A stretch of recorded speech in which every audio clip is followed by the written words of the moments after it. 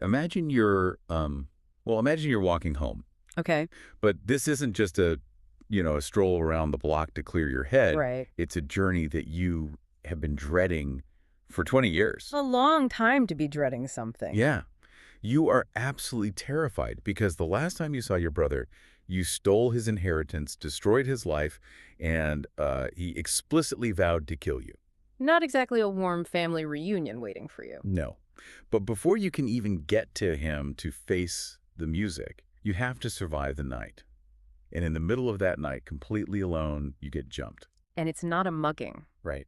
It is a midnight wrestling match with a divine being that lasts until sunrise. You fight all night, you get No. permanently injured, your hip is literally dislocated, and somehow, in the middle of this brawl, you have the audacity to demand a blessing. Which is wild. And then just when you think the drama is over and you survived, your own children commit a violent massacre that leaves you questioning everyone's morality. It is a narrative trajectory that is, honestly, just exhausting to even think about. It's messy, it's violent, and it's incredibly human. It sounds like an HBO drama, but this is actually the origin story of a nation. So today we are doing a deep dive into Genesis chapters 32 through 34. Yeah. We are unpacking the pivotal moment where the figure of a man named Jacob transforms into the nation of Israel. And what makes this deep dive so compelling for you listening is that we aren't just reading a story at face value. Right, we have a whole stack of sources here. Exactly. We're looking at historical analysis, literary criticism, and we're really digging into the cultural context of the ancient Near East. The Middle Bronze Age, right. Right. Like roughly 2000 to 1550 BCE tribal culture. Yes, that's the setting of the narrative. But, and this is a crucial distinction to make right off the bat, while the oral traditions are ancient, the final form of the text we're analyzing today reflects a much later redaction. Okay, yeah, this was the first thing that really stuck out to me in the research. The text itself wasn't written down during the Bronze Age. No, most scholars agree it was shaped during the Babylonian exile, or shortly after. So we're talking the 6th or 5th century BCE. So you have a group of people who are currently in exile. They've lost their land, they've lost their temple, and they're finalizing their origin story. Exactly. They are projecting their current, very real identity crisis onto their ancient ancestor. Go ahead. They aren't asking, how were we perfect, or why are we so great? They are asking, how did we survive this? And the answer they find in Jacob isn't about perfection at all. It's about struggle. That is the core mission of this deep dive, to unpack how this ancient text defines identity not through moral perfection, but through struggle and wounding. And it really is a struggle. So let's get into it. We start in Genesis 32. Set the scene for us. Where is Jacob and why is he panicking? So Jacob is returning to Canaan. He's been in what we could call an exile in Mesopotamia for 20 years, living with his uncle Laban. And it hasn't been a great 20 years. No, it's been defined by deception.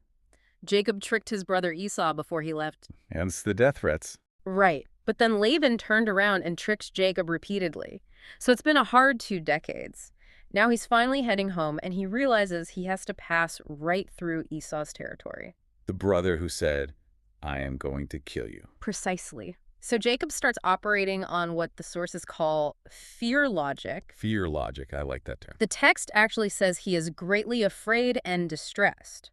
So he comes up with a strategy. He divides his family, his flocks, and his servants into 2 completely separate camps. The place is actually named Mahanaim, right? Meaning 2 camps. Yes. And the logic he uses is just terrifyingly practical. He basically thinks if Esau comes to the one camp and massacres them, then the camp which is left might escape. Yeah. He's hedging his bets with his own wives and children. It is a cold calculation born entirely out of panic, pure survival mode. But he doesn't just rely on dividing the targets. He also engages in some heavy diplomacy. The gifts. Yes, he sends wave after wave of gifts ahead of him to Esau. Goats, rams, camels, cows, hundreds of animals. A massive fortune. It really is. And what's fascinating is that our historical sources point out how this perfectly parallels documented ancient Near Eastern diplomatic strategies. Like appeasement. Exactly. We see this in records from the time, like the Amarna letters, for example, where vassal kings send heavy tribute to appease a superior before a face-to-face meeting. Jacob is basically trying to lower the temperature. He's trying to buy his life. He is. So he's strategizing, he's paying up, but he also does something else. He prays. And The notes point out this is actually Jacob's first real extended prayer in the whole narrative. It is. He appeals to God's covenant. He reminds God, you told me to go back. You said you'd do me good. But you can really hear the panic. Oh, absolutely. He's caught between a rock and a hard place. He's essentially saying, I am not worthy of the love you've shown me, but please, please save me from my brother. It feels like a prayer of total desperation. He's doing everything he can think of because he is fully convinced tomorrow is his last day on earth. And that isolation, that fear, brings us to the Jabbok River. This is the setting for the main event. He sends everyone else across the river, his family, his possessions, and he stays behind on the bank, completely alone. Why a river? Well, in the ancient world and in literary analysis in general, rivers are seen as liminal spaces. Meaning like a threshold. Yes, a boundary. Rivers physically divide territories, but in ancient mythology and thought, they were often viewed as a boundary between the physical realm and the spiritual realm. Oh, interesting. By staying alone on the bank of the Jabbok, Jacob is standing right on the edge. He is stuck between his past and his future, between life and death. And that is when it happens. The text is so sparse here, which makes it even creepier. It just says, a man wrestled with him until the breaking of the day. Just a man. Right. Who was it? The sources mention it could be God, an angel, maybe even the spirit of Esau. The text deliberately preserves that ambiguity. It uses the Hebrew word ish, which just means man. Initially, as a reader, you don't know, is this a bandit, an assassin sent by Esau? A demon? But the original Hebrew offers a really cool clue with the wordplay, right? Yeah. The wordplay is brilliant. The Hebrew word for wrestled is vayavek. Vayavek. Right. And the name of the river is Jabbok, and the protagonist is Jacob. Yaakov, Jabbok, Vayavek. They all sound identical. Exactly. It creates this swirling, chaotic soundscape where the man, the physical struggle, and the river itself are all tied together. The text is suggesting this isn't just a physical fight. It's an existential crisis. Yes, manifesting physically. He is wrestling with himself, his dark past, and his God, all at the exact same time. But it is a very physical fight. And this is the part that I think gets glossed over in the sanitized Sunday school versions. Yeah. Jacob does not win this fight. He absolutely does not win. The opponent realizes that Jacob just refuses to give up, so he touches Jacob's hip socket. And it just dislocates. Immediately. With just a touch. Yeah. That detail demonstrates a massive supernatural power differential. Yeah. The opponent could have ended this at any second. He could have crushed Jacob, Mm. but he chose to engage in the struggle on Jacob's level. So Jacob is completely crippled. He's in agony. He can't stand up. The sun is finally rising. And this is the turning point for me because he is physically defeated, but he doesn't let go. This is the complete reversal of Jacob's entire life history up to this point. How so? Think about it. Up until now, Jacob uses his wits. Yeah. He tricks Esau out of the birthright. He tricks his blind father Isaac. He manipulates Laban. He always uses his brain to get ahead. Right. But here, his body is broken. His strategy is gone. All he has left is sheer desperation. He holds onto his opponent and says, I will not let you go unless you bless me. The paradox is crazy. He's demanding a blessing from the very entity that just permanently crippled him. Which is a profound theological metaphor. He realizes that the wound and the blessing are coming from the exact same source. He finally understands this is a divine encounter, and he refuses to walk away empty-handed. And then the being asks him, what is your name? Which is a loaded question. Clearly a supernatural being knows his name. Yes. But names in the ancient Near East were about essence. They defined your character. And remember the last time someone asked Jacob his name? Oh, right. It was his blind father, Isaac. And what did Jacob answer back then? He lied. He said, I am Esau. Exactly. He lied to steal a blessing. Here, to receive a true blessing, he has to tell the truth. He has to say, I am Jacob. I am the deceiver. He has to own his past. He does. And the moment he admits who he truly is, the name gets changed. The being says, your name shall no longer be Jacob, but Israel. Yisrael. Let's break that down for everyone. What does Yisrael actually translate to? It's a combination of the root Sarah, which means to struggle or strive, and El, which is God. So it generally translates to God strives or he struggles with God. I mean, that is kind of a weird name for a whole nation, isn't it? You'd think they'd want something like Warriors of God or the Righteous Ones. Right. It is startling. The national identity is defined by the struggle itself. The expert consensus across our sources highlights this. To be part of this people isn't about being submissive or being morally perfect. It's about the wrestling. Yes. It validates struggle as a legitimate way of relating to the divine. That is wild. So he walks away, or, well, limps away with this new name. And the text adds that little etiological note about the dietary law, right? The sinew of the hip. Yes, explaining why they don't eat that part of the animal. But metaphorically, it means the encounter leaves a permanent mark. Jacob is blessed, but he is not healed. His identity is now marked by a wound. So he survives the night. He's got the new name, the limp, and the sun is up. Mm-hmm.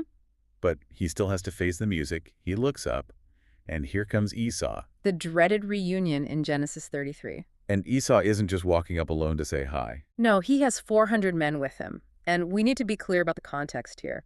In the Bronze Age, 400 men is not a ceremonial escort. That's a militia. That is a small army. So Jacob is probably thinking, great, I survived the angel, but my brother's actually going to kill me right now. He immediately goes back to his diplomatic protocol.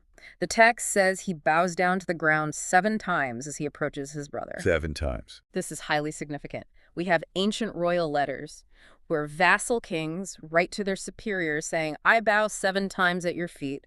Jacob is performing a formal ritual of total submission. He's surrendering the birthright he stole. Effectively, yes. And then we get the twist. Esau runs to him. He doesn't attack. He just embraces him. He falls on his neck and kisses him, and they both weep. It's this massive emotional reversal. It is. It feels like the ultimate happy ending. The brothers are reconciled. Everything is forgiven.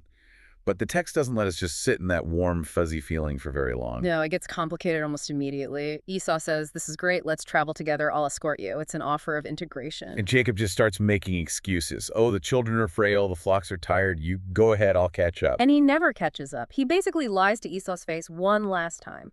Esau goes south, and Jacob turns west and eventually settles in Shechem. Why do you think that is? If he's been forgiven, why not reintegrate the families? The sources suggest this shows a profound realism in the text. Reconciliation is possible. You can let go of the hate, but that doesn't automatically mean restoration of the relationship. They are different people now. Jacob chooses to keep a cautious distance. Yes. He doesn't trust the peace completely, or perhaps he just knows they are on fundamentally different paths now. So Jacob settles in Shechem. He buys some land, builds an altar. He probably thinks he's finally found peace.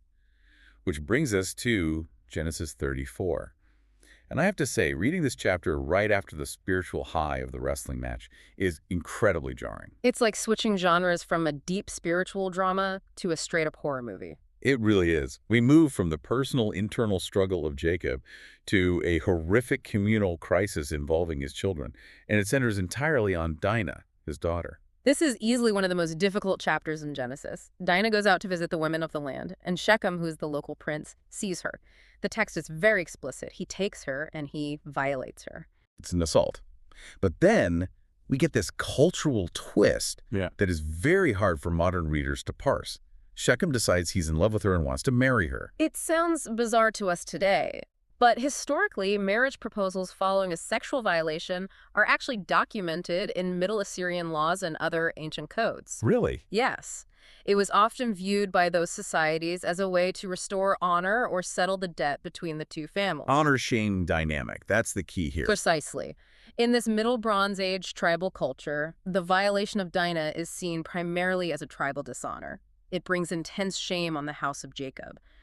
But here is where the character of Jacob becomes deeply troubling. He stays completely silent. He hears about what happened to his daughter, and he holds his peace until his sons come home from the field.